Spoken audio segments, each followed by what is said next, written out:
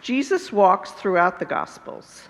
Lent is the period of the Gospels when Jesus shares his ministry. As the story goes, Jesus walked for 3 years. Today, let us reflect on how we walk with Jesus. What does it mean to walk? We all know how to walk, or so we think. There are different ways we walk. We walk towards, we walk away, we walk in circles. Our spiritual lives in Lent have all these manners of walking. We walk towards Easter. We know the path and the ending of Jesus' story. During Lent, I sense we try to rush ahead to Easter and not stay in the story. Yet the walk towards Easter is slow and deliberate. We come to know Jesus' ministry, and through each pause in the journey to understand more deeply the person and power of Jesus.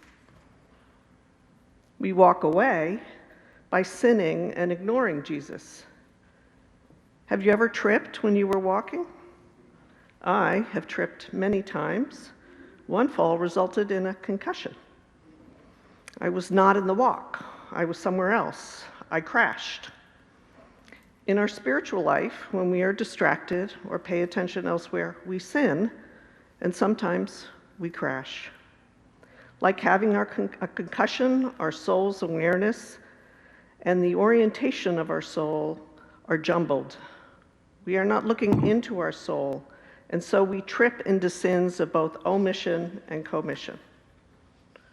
We walk in circles when we act as if we know where we are going in our spiritual lives and are honestly lost.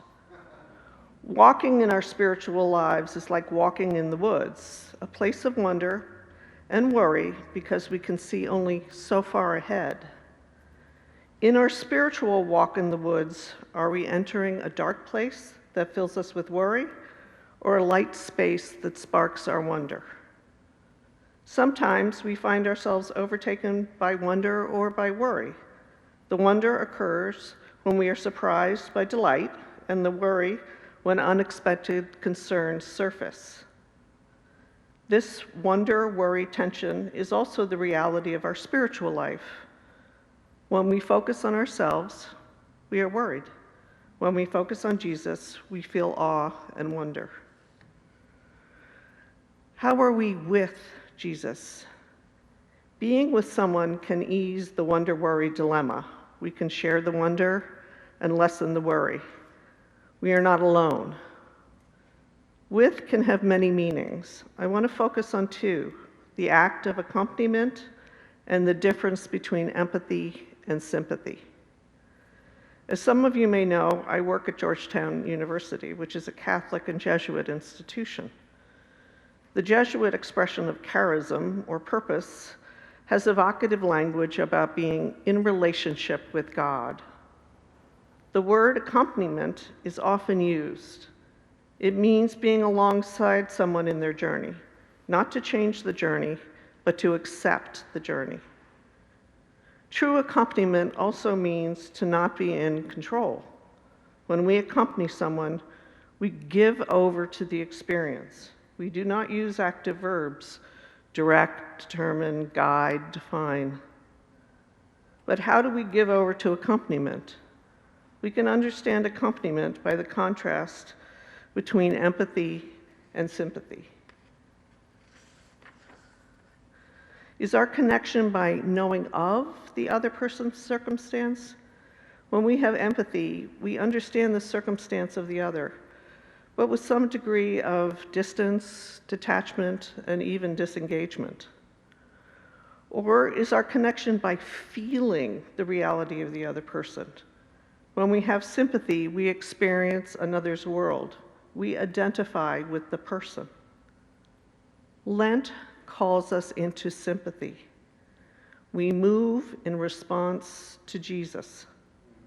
Jesus breathes in, we breathe in. Jesus breathes out, we breathe out. We mirror Jesus' experience. We are not setting the path of the journey, no matter how many Lents we observe, no matter how often we read the Gospels. We are following in Jesus' steps.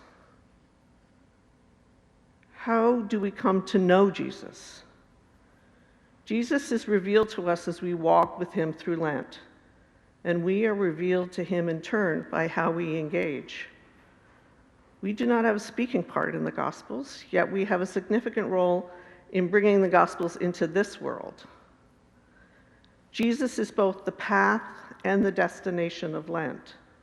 As the path of Lent, Jesus' walk and encounters and lessons are demanding. Lent is not a stroll. It is a real, honest journey. And as the destination Jesus brings us to Christ, who gives us salvation. How do we encounter Jesus in the words of the gospel and in the actual lived gospel of our lives? Every day, we walk with Jesus. We encounter Jesus in the strangers we meet, and particularly in the people we know most deeply. I will close with a story about accompaniment. In these weeks of Easter, I am mindful of accompanying both my 92-year-old mother-in-law and a work colleague.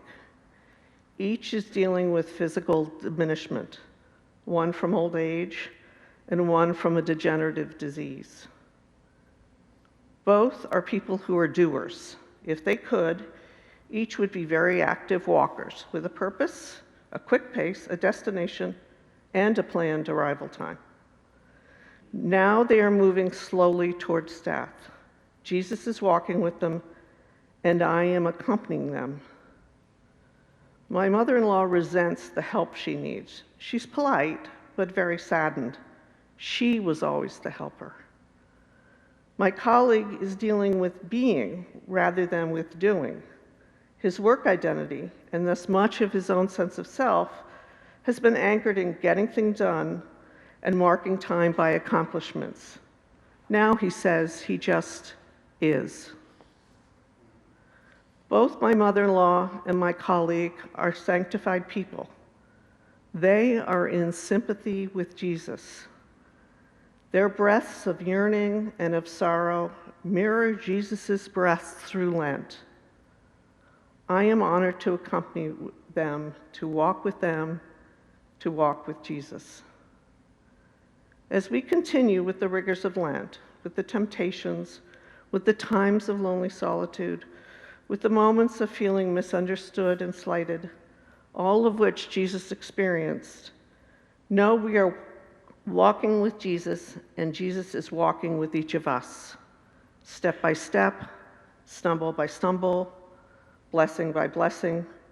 We are walking towards salvation. My beloved friends, keep walking with Jesus. Keep walking. Amen.